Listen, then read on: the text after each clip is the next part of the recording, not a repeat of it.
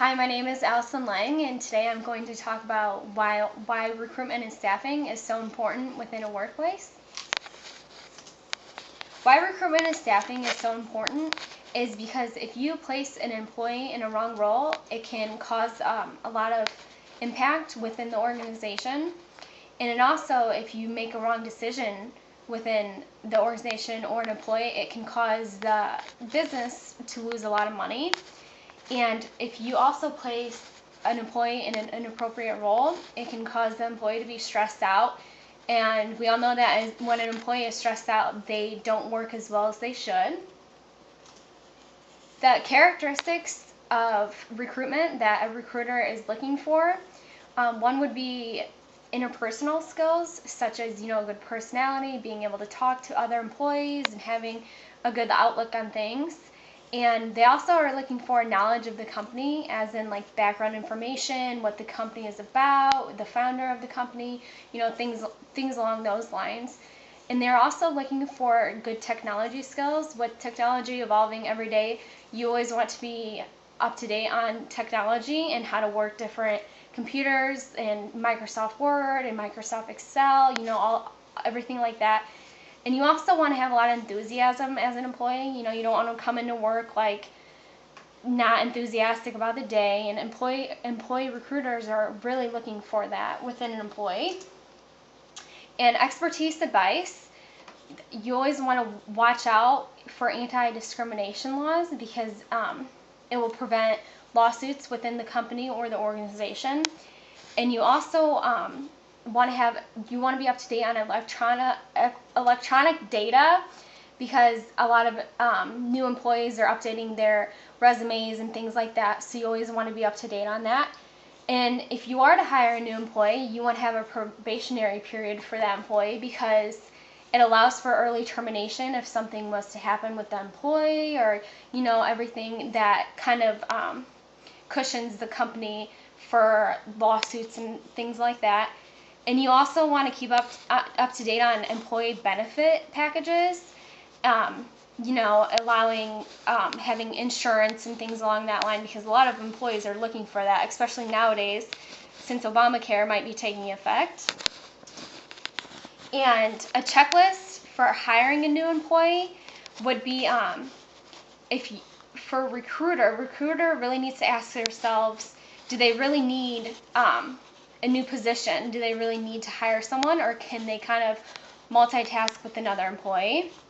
You want to develop and prioritize. You want to develop and prioritize requirements needed, and such as qualifications. You want to make sure an employee is qualified to do that type of work. And you also want to look for characteristics within that employee, what they bring to the table, and what in their experience. Experience is really important for an employee, because that kind of tells how they do their job and at what company, the previous company will kind of tell you what kind of employee they were, if they put 100% in and things along those lines. And you also want to develop a job description for the employee that is being hired, because an employee that's being hired, you always want to make sure that they know what the job entails, because you never know, they might not want the job anymore, they might not like it after they read the job description. So you always want to make sure you develop a good job description within at the interview. And you also want to be the interviewer wants to be clear about the role and what the position entails, as in like factory work, office work, things along those lines. And you also want to make sure the candidate fills out an evaluation form, and to show their previous work experience, just to make sure that they're 100% about what their new job entails. Staffing for success. You want to make sure you set goals for your employees. You want to make plans. And you want to implement changes within the workplace, because change always brings a lot of opportunities to the table. And you want to make sure you plan appropriately. You want the appropriate staff in place, like such as a restaurant. You want to make sure you have enough staff to cover a night shift or to cover a weekend. And you always want to kind of prepare yourself for unexpected surges, as in like, like I said, if you're a manager at a restaurant, you want to prepare yourself for like busy times. You want to make sure you have appropriate staff on board, because we all know if you have short staff, the company doesn't look so good.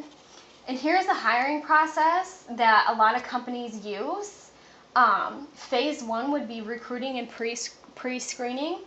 Phase 2 are assessments. Phase 3, after you get deeper into the job hiring process, you would take a drug test and background check, because that will really determine a lot within the company and about the employee. And then phase 4, placement. They'll place you into a position that you wanted or that you might not wanted, and you might have to move up. And then phase 5 is onboarding. Recruitment sources. The external recruitment sources would be employee agencies, such as like hiring agencies that you go in and you tell them that you need a job, and they'll kind of hire you.